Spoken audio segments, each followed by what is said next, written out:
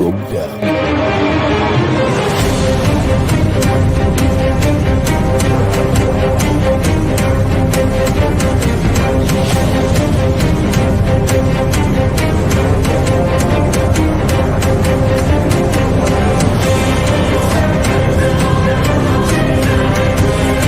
It's lovely pass, and there he turns cleverly. Can he find a finish? Oh, he can! Skill by Joshua, and a return right hand. Good counter right. Bullen is hurt. Second right hand. That clipped him as well. Now he goes in for the kill. Well, Ricciardo is inching into the lead, and Ricciardo that win the Italian Grand Prix! Iguodala running the floor. Still leading the way with Cameroon in there too with the Netherlands.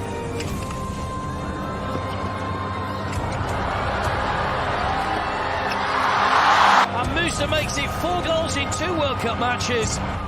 The Monaco Grand Prix. Ricciardo triumphant in Monza. Through Bowden Barrett and an early touch and an excellent. Sports Orbit. We make the world go round.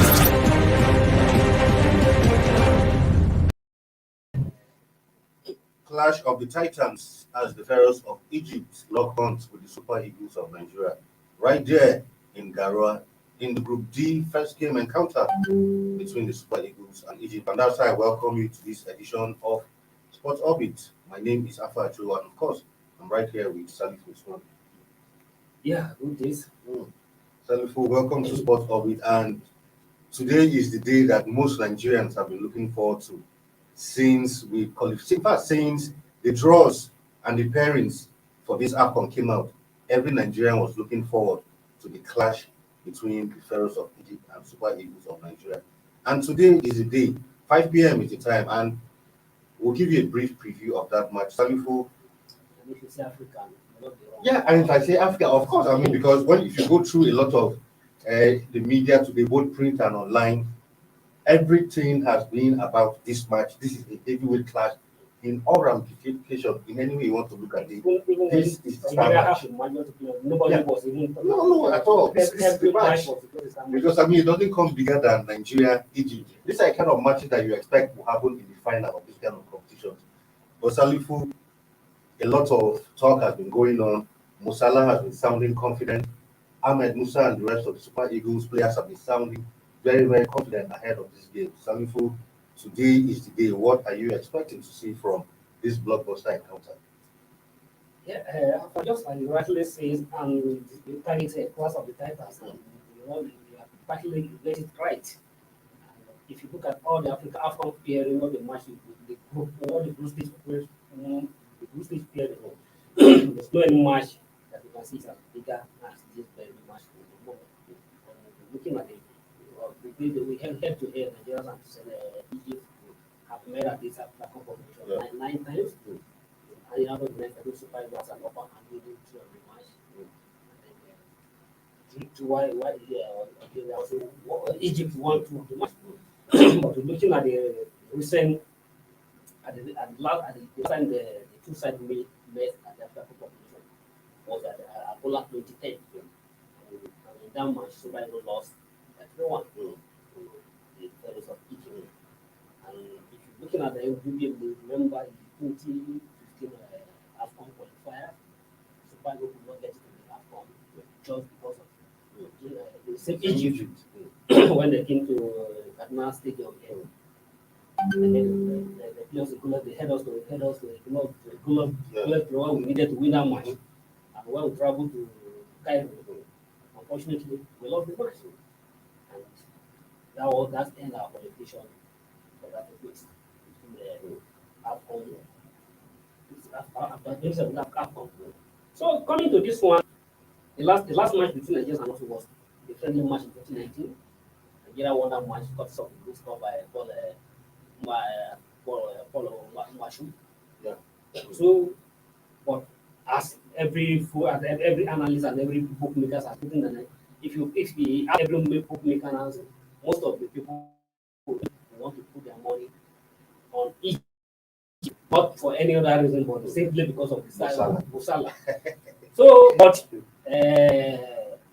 Ahmed Musa, the captain of the Super Eagles, has also come and said that yes, they have Musala, wins everybody has. Even the Super Eagles, although without the bit of Simmel and the Dennis and the like, but Super Eagles have also Very dangerous players. very dangerous that the Egyptians are also worried of Super Eagles. Super Eagles are in their own have a lot of top threats, so that the Egyptians are even more worried about the Super than the Nigerians than the Super Eagles are with our Egyptians, particularly the dangerous man, the Musala.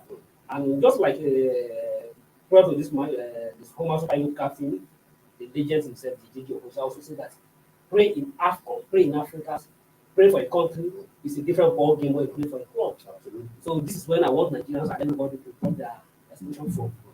That we also watched it yesterday, Mani against Zimbabwe. Everybody calls that one needs to be surprised that Mani was not in that match. And also forgetting we just saw Algeria versus Sierra Leone. Also just saw Algeria versus Sierra Leone. In fact, Algeria particularly has extended the unbeaten run for a national team for how many games now? But they met Sierra Leone and simply couldn't break Sierra Leone.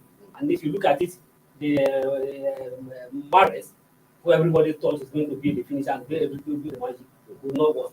I don't even see him that game. Nigeria was Sierra Leone were able to keep him throughout 90 minutes, and so it's good that the football. So Nigerians, in as much as I'm not saying that they should play the what the Salah can do, but just like Gigi Okusa said before now, play for a club is different from play for a country. Yes, Salah has everything at his disposal. He's a dangerous one. He's one of the best strikers in the world, but Super Eagles, not only that Nigerians will not be much worried about the Super Eagles. Just like yesterday, when the Enyiba coach, the person of feeling the judge, also said that Nigeria, the Super Eagles will just concentrate on the game, not just the key focus on the game. So definitely it's going to be a Titanic land, though it's very interesting in Qatar. And thank God the Super Eagles of Nigeria, the coach of the Super Eagles, the interim coach of the Austin, who has been there for several times as a player and at the same time as a coach. So he also said that they are going to be the game by game.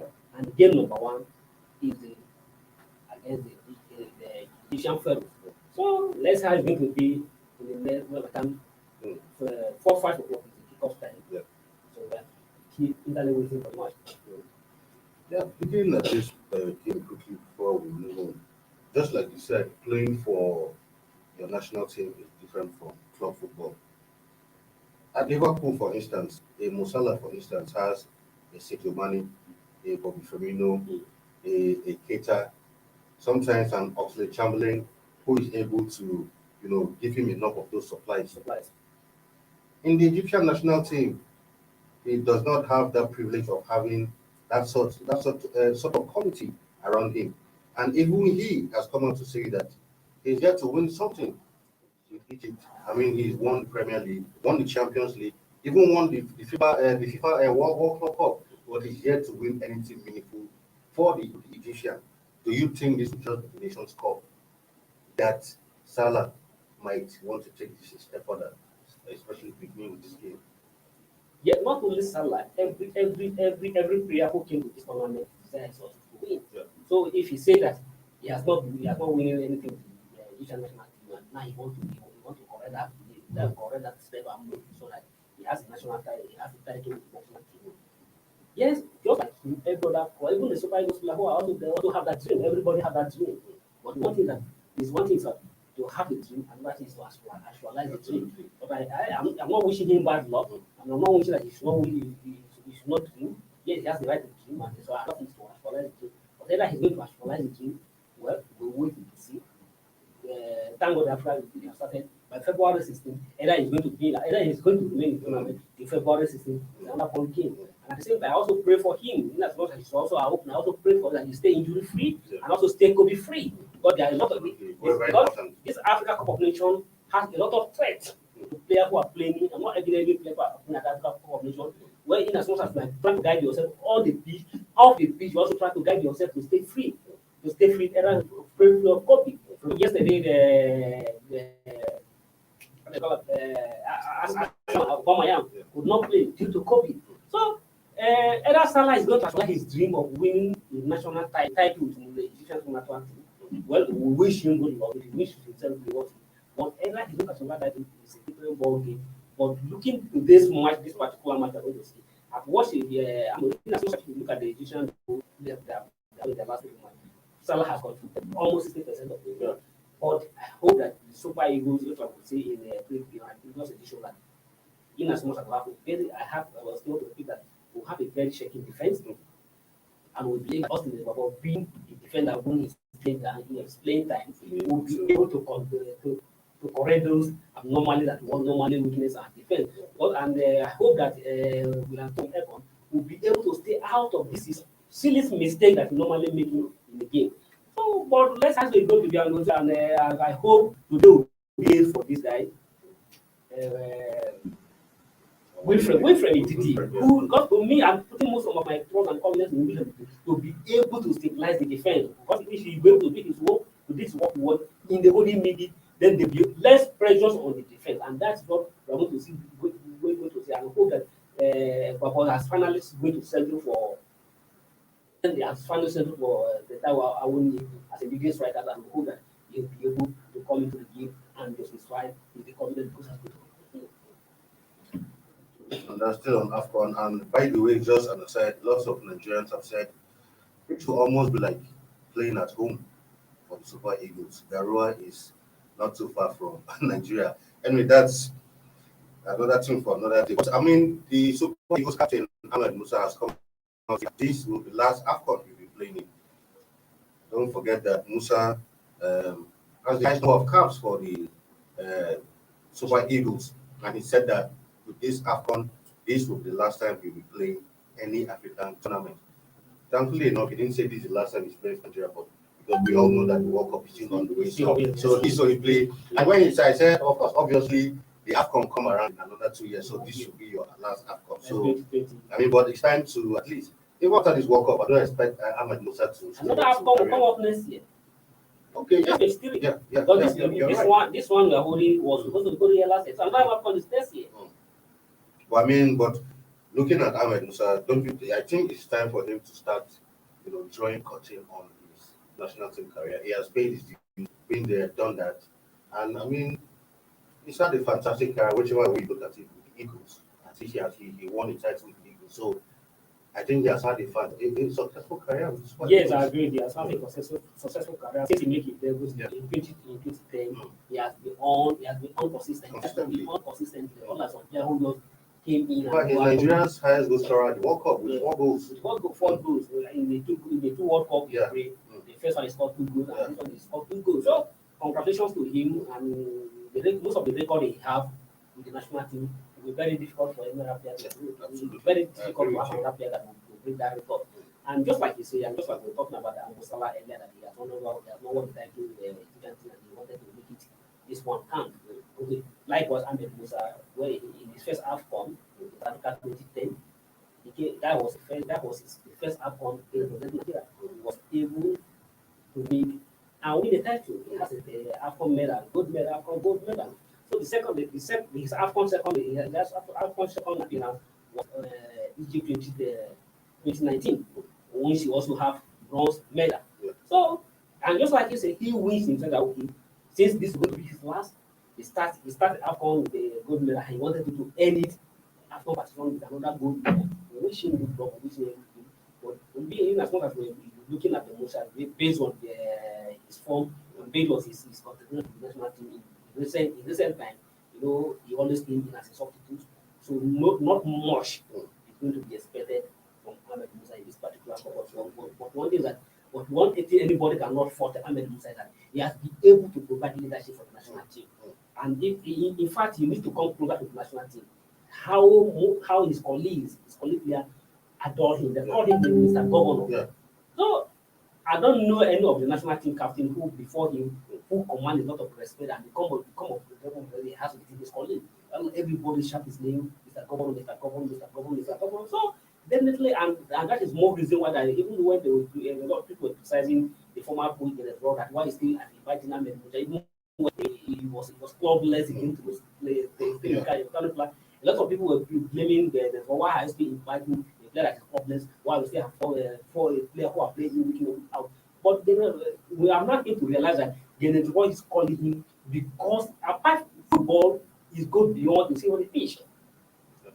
Yes, football go beyond what you see the 11 player versus 11 player do on the pitch. He has to he goes to the top one and he goes to a lot of motivation. So he believes that Ahmed Musa command a lot of respect and he has the leadership qualities to provide the team either he play or the moral support that he always offer to the team. So definitely we are looking towards in as much as we may not expect much from him on the field, leadership wise, support wise, he will be able to organize and support the team and ensure that by the total grace of God, Super Eagles will play in the last match of the AFCON and they probably come back with the trophy. All right, we still have so much more in stock for you. Of course, former Super Eagles player and legend Amunike also went to the camp in Dara to cheer up the boys. We still have AFCON results of yesterday's matches and other matches that went down today. That and so much more will bring to you when we come back from this break. Don't go nowhere.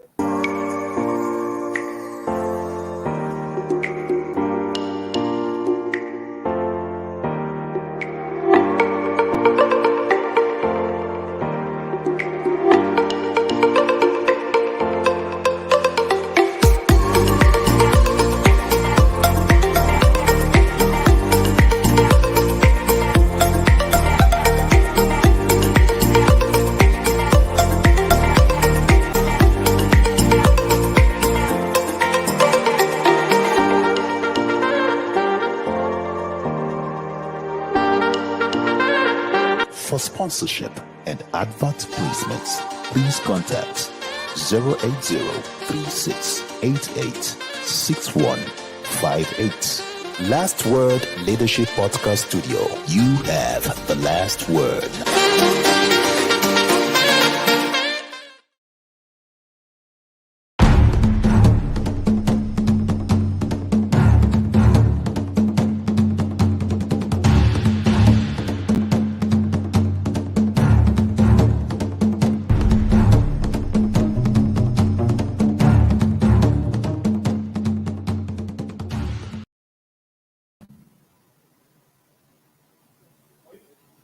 Welcome back from that break. Of course, yesterday, this former Super Eagles legend, of course, Emmanuel Amunike was at the Super Eagles camp.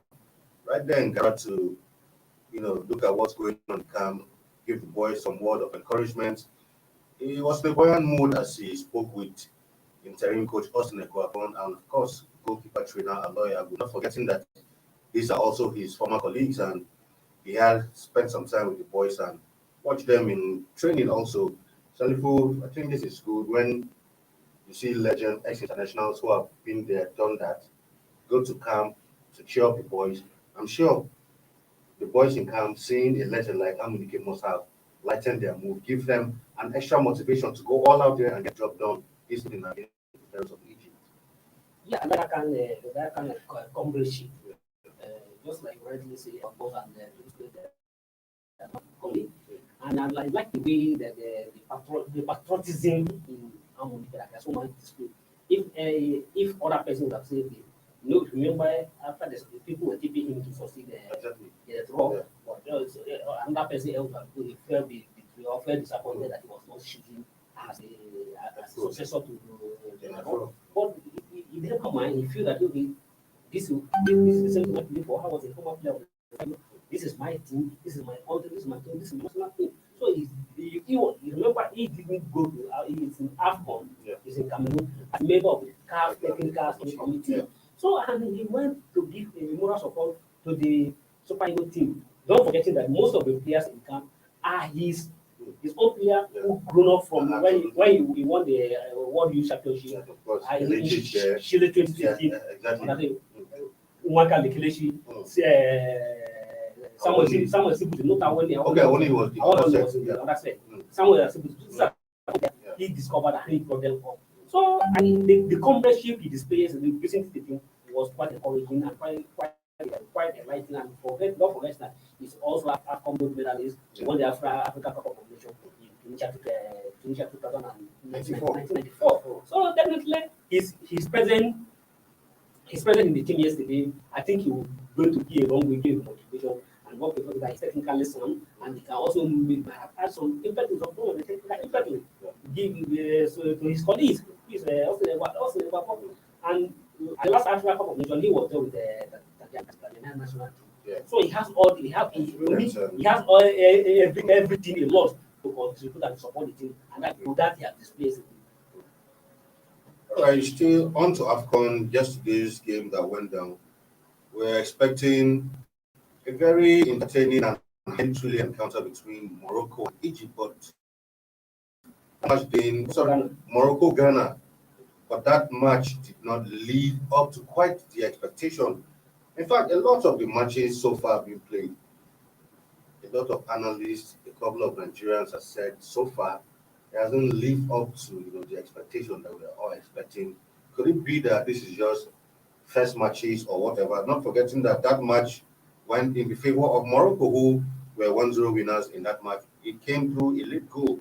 And we also saw the match between Gabon and Comoros, where even with the absence of Arsenal striker and Gabonese captain Aubameyang, his boys, his colleagues were still able to run themselves to edge Comoros 1-0 in that one. Same for the Ghana match. It was also 1-0 in favor of Morocco. So far, apart from the Cameroon game, which recorded 3 goals, it's been a very, very low scoring. Yeah, it's been a very low scoring AFCON. Yes, you hit the nail on the head. Very, very, very low scoring AFCON. And when some people are saying that the AFCON to them has gone up to expectation, individual understanding. Are you saying that it's only for because the expectation to see that the so-called big team to win by 4-0 and they're not winning, they are getting surprised? To me, my personal view, and my personal view, and I hold this secret to myself, this was competing AFCON. So far. In the AFCON that because in the second matches, the floodgates might just open. But so far, we have seen the first round of matches. So that is the most competitive AFCON match, in a sense that so-called big team you expected them to whitewash or to overrun the smaller team, and finding it difficult to break them down. It also shows that the level of football in Africa has grown up. So the big team should be careful to be mindful of the so-called minor team, because they are so that they are no longer minor in the game of football. You can vividly say that the match we just watched before it came into the studio, Sierra Leone versus Nigeria. By every standard, by every ranking, Cameroon, Sierra Leone, and Nigeria, they are apart from partisan from each other. So in terms of ranking, Nigeria is ranked as Africa's second best team. Is the African reigning champion, a team that have played almost like a 3-match unbeaten run for many years. But yet, again, it's Sierra Leone that nobody give them opportunities. Hold the star student on the other side to a clear draw for COVID-19. You can see how frustrated the coach of Nigeria was. So that is to me the level of pressure. To me is a high level. Talking about the Morocco Ghana match yesterday, yes, it's ordinary that should to be a very classic counter.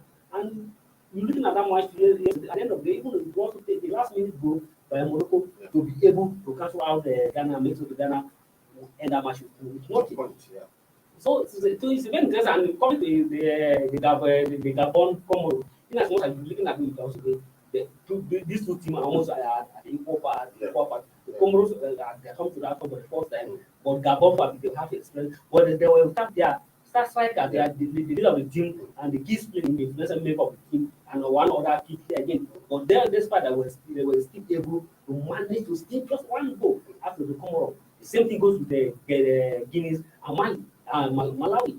So if you are saying it's not live up to the situation, I don't know by where you stand or where you are looking for those that are complaining. But to me, this AFCON so far has lived up to its due, because he has shown that African football is gradually coming up.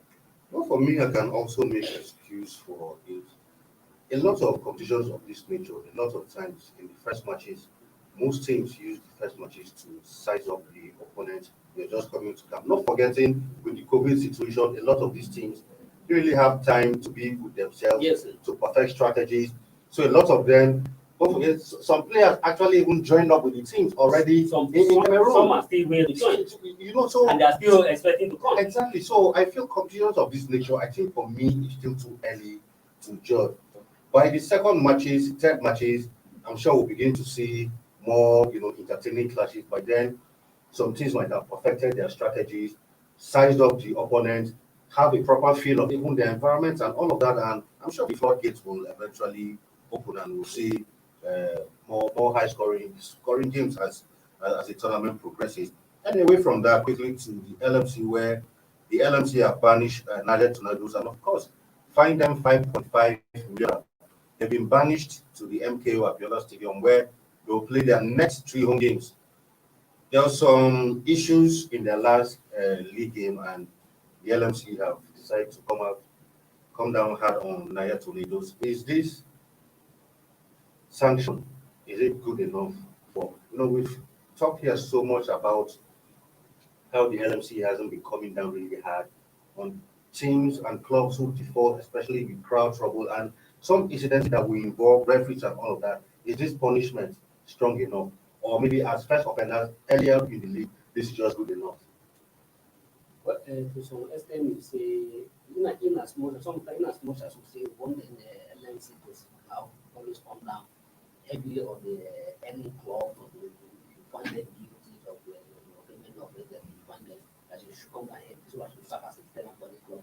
LMC is also be mindful, and I have read that the LMC is also mindful of the state of the economy and the state of the financial state of those clubs. Okay, for instance, the 5 million slime on the player now. Even as much as you may look up as a club that the 5 million is too small.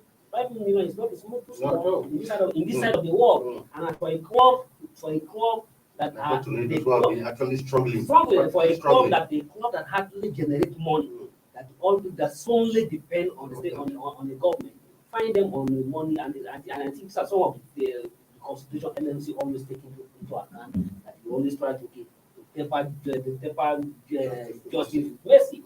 Yeah, 5 million is not too bad. It's okay. As much as one level, there should be strong with the heavy shadow and serve as a therapy. But I believe that if you cover after 5 million for the force from your budget and cover for another 5 million, you want your funds. You want your funds. But one thing I want to me, what I always want LMC is to even ban anybody fan one thing. Exactly. If you find that the coach is responsible for the situation or a particular player, it ignites some short problems on anybody. I find ban short a person completely or even 2 years or give it 3 years or 4 years from football. Not financial sanction. I want the one that will go with those who were capable in the top fan capable in that situation. All right, quickly before we leave the studio, we'll go straight to basketball, where 16 teams have been built to participate in the Mark the Ball Championship. This competition will hold at the indoor hall of the Moshood Abiola Stadium right here in Abuja on the 15th of July. Of course, it was initially 12 teams who will be participating, but it will be increased to 16. Some of these teams are Air Warriors, First Band, Delta Force, Sunshine Angels, Customs, Novella Queens, Kada Angels, Benue Princess, Plateau Rocks, and of course IGP Queens, Taraba Hurricanes, Nasra Amadons, Hot Coal Sizzlers, or Bayelsa. Multi-ball competition. Yeah, I just want to commend the organizers. Remember that even as much as AFCON is going on, not everybody is more fun. There's other interest group. So the basketball group fanatic of the settings on basketball should not be should change. So thank God for I commended the basketball that even as much as a whole of Nigerians group of football fans are having their minds. Those who have interest in basketball, those are basketballers and the basketball fans, you also have something to share. And thank God the basketball for coming to say again. And it's a good one. Most importantly that for over 4 years, those clubs have been idle that competing. Viewers, so that you have it. Multi-ball competition will be on at the indoor sports of the National Stadium January 15th. That's when it begins. If you're a basketball fan, which we have plenty of them, you can find out time, go to the National Stadium and watch some Israeli basketball games. Not forgetting that Nigerian legend Subaba will be there to perform live at the opening ceremony of that encounter. Not forgetting that at 5 p.m., the match between the Super Eagles of Nigeria and the Pharaohs of Egypt will kick off right there in Garoua. Oh, okay, yeah. Okay, we have some comments there. Can we quickly look at them before we leave the studio? Of course, Sunday Junior predicted Egypt 1, Nigeria 0. Well, it's a prediction. We'll see how that goes down. Then Salisu Usman Yaka say 0 to Nigeria, 2 for Egypt. Nobody has predicted this match. Salisu, before we leave the studio, let me now ask you, what is your prediction for this game? Well, I want to stay on the side of the patriotic. Not as much as football is not patriotism, but I don't agree with juniors and who are producing that Nigeria is going to lose the match. I strongly believe that Nigeria will come on in the flight forward in this match. Give me a scoreline. That's what Well, you are sure Nigeria? He's too close to court, but are you sure the Super Eagles will come out with 3 Super points? Eagles That's most important. Super Eagles will not lose the 3 points in this match. Are you sure the Super Eagles will come out with all 3 points in this match? Not sharing the points, all 3 points. It's a little bit dicey, but I believe the Super Eagles will win the match. Like my head of story has predicted that Super Eagles will win the match, and I want to align with my head of story that Super Eagles will win this match. So yeah, I think at the end of 90 minutes, it will be all 3 points in favor of the Super Eagles. We'll come back here tomorrow and do a review of all the matches that went down today. Nice having you around for the past 30 minutes. Until we come your way again tomorrow with another exciting episode of Sports Orbit. Salif, once again, thanks for being here with me. Thank you. By the time we meet, I think we'll be able to have a 3 point at our back. Yeah, absolutely. Waiting for the match, this match against the Absolutely. Until come your way tomorrow, hope we'll be smiling here in the studio when we come to celebrate that victory. I remain your host, Acho. Stay safe out there, and it's bye-bye from here. Thank you for watching. For sponsorship and advert placements, please contact 080-3688-6158. Last Word Leadership Podcast Studio. You have the last word.